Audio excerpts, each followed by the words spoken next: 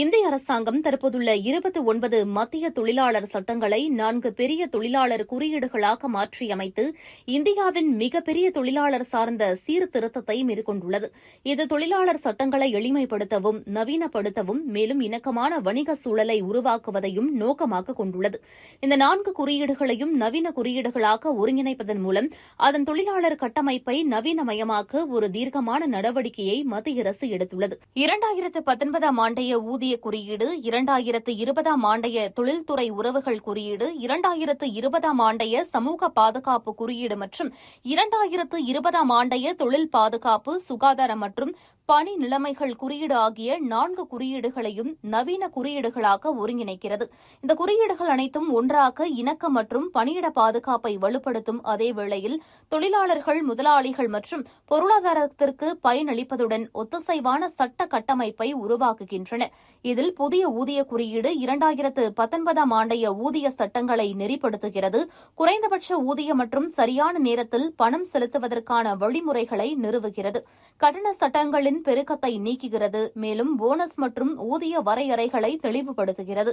அதேபோல தொழில்துறை உறவுகள் குறியீடு 2020 ஆண்டைய தொழிற்சங்கங்கள், நிலையான உத்தரவுகள், பணி நீக்கம், பணி நீக்கங்கள் மற்றும் தொழிற்சாலைகள் மூடல்கள் குறித்த சட்டங்களை மேம்படுத்துகிறது.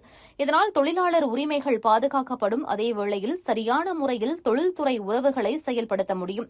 மூன்றாவதாக சமூக பாதுகாப்பு குறியீடு 2020 ஆண்டைய சட்டத்தை நவீன குறியீடாக மாற்றுவதன் மூலம் முறையான சமூக பாதுகாப்பு கட்டமைப்பிற்குள் நிகழ்ச்சி, தளம் மற்றும் அமைப்புசாரா தொழிலாளர்களை கொண்டு வருகிறது. இதன் மூலம் சமூக பாதுகாப்பு வலை கணிசமாக விரிவுபடுத்தப்படுகிறது. நான்காவதாக OSHWC குறியீடு 2020 ஆண்டைய சட்டத்தை நவீன குறியீடாக மாற்றுவதன் மூலம் அனைத்து தொழில்களிலும் சுகாதாரம், பாதுகாப்பு மற்றும் பணி நிலைமைகளுக்கான விதிமுறைகளை நவீனப்படுத்துகிறது.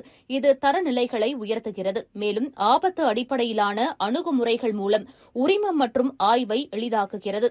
இது வளர்ச்சிக்கு ஆதரவான எளிமையான விதிகளுடன் வேகமான இணக்கத்துடன் கூடிய தொழிலாளர் சார்பு சீர்திருத்தங்களாகும். முன்னதாக 29 வெவ்வேறு தொழிலாளர் சட்டங்கள் இருந்தன. இப்போது அவை மேற்கண்ட 4 தெளிவான குறியீடுகளாக இணைக்கப்பட்டுள்ளன. இதன் மூலம் படிவங்கள் ஒரே படிவமாக குறைவதால் முதலாளிகள் மற்றும் ஆய்வாளர்களுக்கு பணிகள் மிகவும் எளிதாகிறது.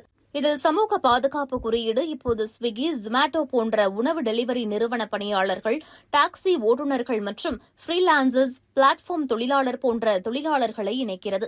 அவர்கள் ஓய்வூதியம், சுகாதார பலன்கள், காப்பீடு மற்றும் பிற நலத்திட்டங்களை முறையான அமைப்பின் மூலம் பெறலாம்.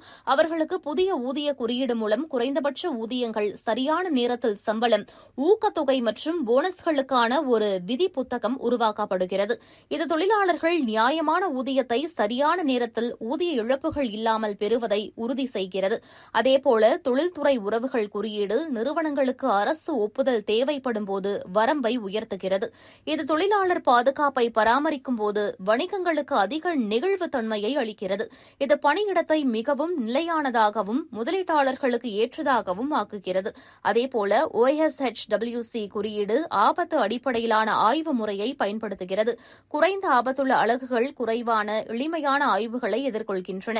அதே நேரத்தில் அதிக ஆபத்துள்ள தொழில்கள் அதிக கவனம் செலுத்தும் பாதுகாப்பு சோதனைகளை பெறுகின்றன. இது தொழிலாளர் பாதுகாப்பை மேம்படுத்துவதுடன் தேவையற்ற ஒழுங்குமுறை நிபந்தனைகளை குறைக்கிறது.